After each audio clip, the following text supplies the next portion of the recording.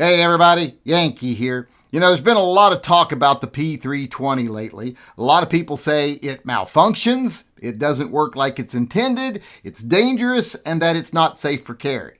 Now, I actually agree with the not safe for carry, but not because it malfunctions or it does anything it's not supposed to do.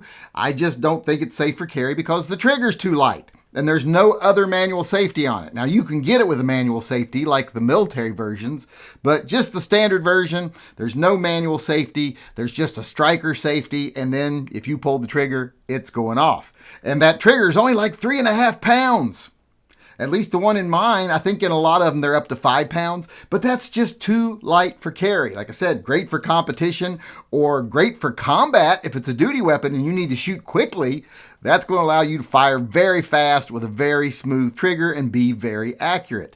But like I said, it's not appropriate for carry. That's why I don't like this type of safety as far as firearms go, because that light trigger and a striker block doesn't really provide a lot of safety.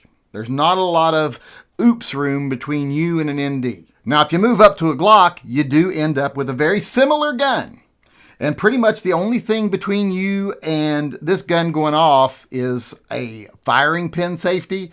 And also they add one extra layer of protection, the dongle. But the dongle is really just there to make people feel safe because I really don't think it does much. It takes very little effort to move that dongle. So anything that's going to hit your trigger, if it hits the face of your trigger with enough effort to pull the trigger, it's also going to depress the dongle first and it's going to go off. But like I said, this trigger is heavier. It's like 2 pounds heavier. So that provides you extra safety. I don't really think it has a lot to do with the dongle. I think it has to do with the fact the trigger is in general a little bit heavier than a P320. So this is a little better. But I still wouldn't carry this. I don't think there's enough safety here that would prevent me from doing something stupid and actually having an ND with this gun. So I don't carry striker-fired guns, period. I prefer hammer-fired guns. All right, the first gun we're going to look at that's hammer-fired is a 1911. And 1911s have lots of safeties. If it's a Series 80, it has a firing pin block. It has, of course, a grip safety, and it has a manual safety. So lots of safeties. And the reason it has those is because it's meant to be carried cocked and locked. Now, the manual safety here is what stands between you and a 2-pound trigger, because the triggers on these are very light, often even lighter than that. Some of them you breathe on, it seems like, when they go off. So you want that safety.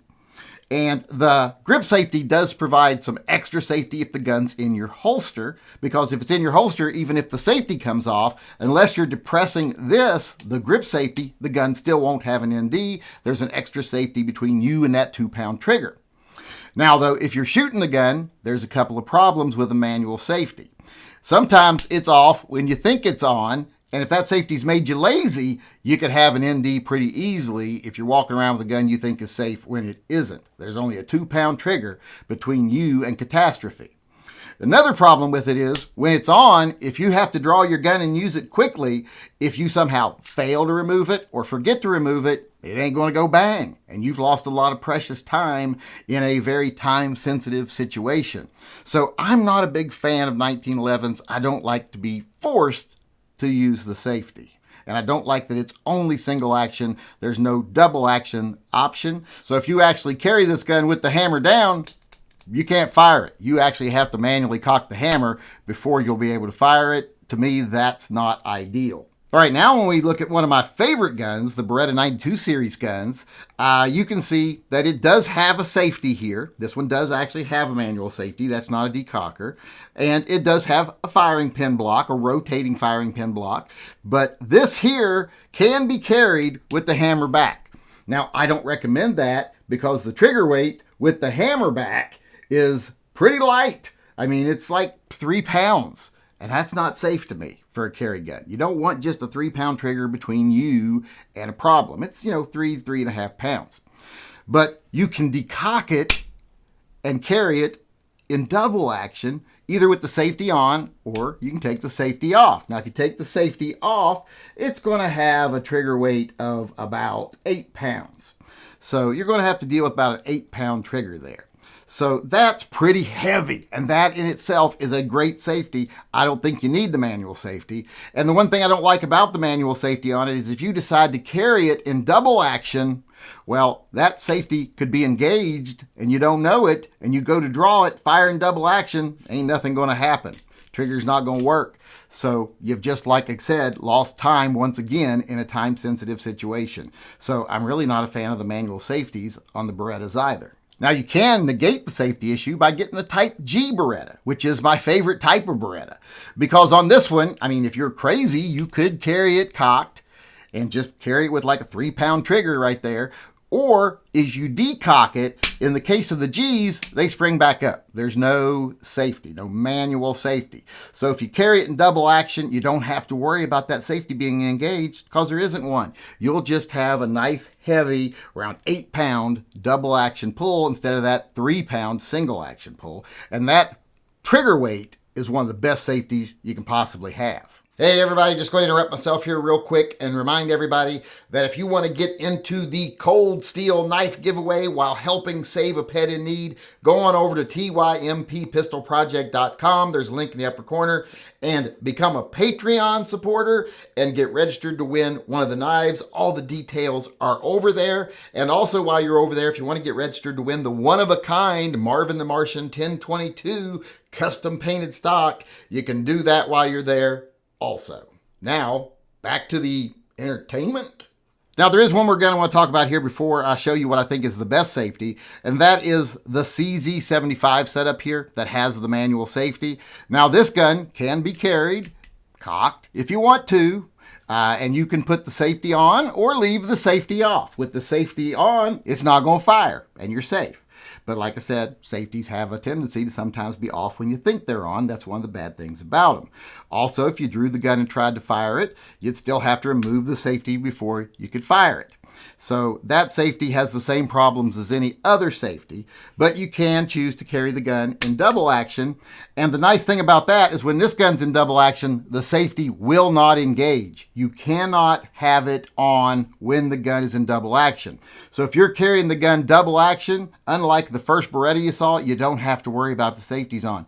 It won't go on. So the only time this gun would be kind of dangerous is if when you're carrying it cocked without the safety on, then that light trigger, that 3-pound trigger, very much like the Beretta, is going to be a little unsafe. But with the safety on, you know, it's not going to fire, but you got to deal with those other safety issues. And when you're firing it in double action, you're going to have that same kind of heavy pull that the Beretta has. You know, it's around 7 to 8 pounds.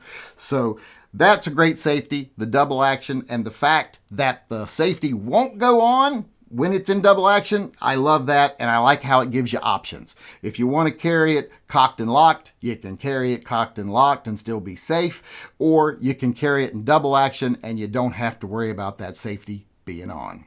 And next we talk about the gun that I think has the best type of safety on the market, best gun for carry, and it's a revolver. And this is where a lot of you say, but revolvers don't have safeties. Well, they do have safeties. There's a transfer bar in here that prevents it from firing if the hammer goes forward accidentally, like something breaks it free from the sear and it slams forward, gun's not going to fire because the transfer bar has to be activated by the trigger. So that is a safety. But the main safety on this gun is the weight of the trigger. This trigger in double action is like 10 pounds. And this is one of the smoother, lighter revolvers you can get. That heavy 10-pound trigger makes it to where you are very unlikely to pull it by mistake. And if you're in a stressful situation and you're pulling your gun and firing in duress, you're not going to notice that extra weight. But during everyday activities, that's a great layer of protection between you and this gun going off when you don't want it to. That 10-pound trigger makes revolvers one of the safest guns you can possibly carry. There's no safeties to be off when you think they're on or on when you think they're off. There's nothing like that to worry about. Just a good, heavy first pull that, like I said, once you get used to it, you'll have no problem with it. And under duress, you won't even notice it. And if you want to shoot an accurate shot with a lighter trigger, 3-4 pounds, you just cock it back. And if you look at the weight of the trigger cocked back, without any other safety, it's just ready to go. That's about like carrying a SIG P320. I wouldn't carry my revolver like this. I wouldn't carry my 1911 with the safety off. I wouldn't carry the CZ with the hammer cocked and the safety off. And those would all provide you about the same weight of trigger. And I think that's the best safety there is the weight on that trigger, how difficult it is to pull it accidentally. And revolvers have them all beat. And they all have the SIG beat because, like I said, in my opinion, that trigger's too light for carry. Great for combat, great for training, and great for duty. But when it comes to carry in everyday life, I think that heavy trigger pull of a revolver for your double action shot is the best safety you can possibly have.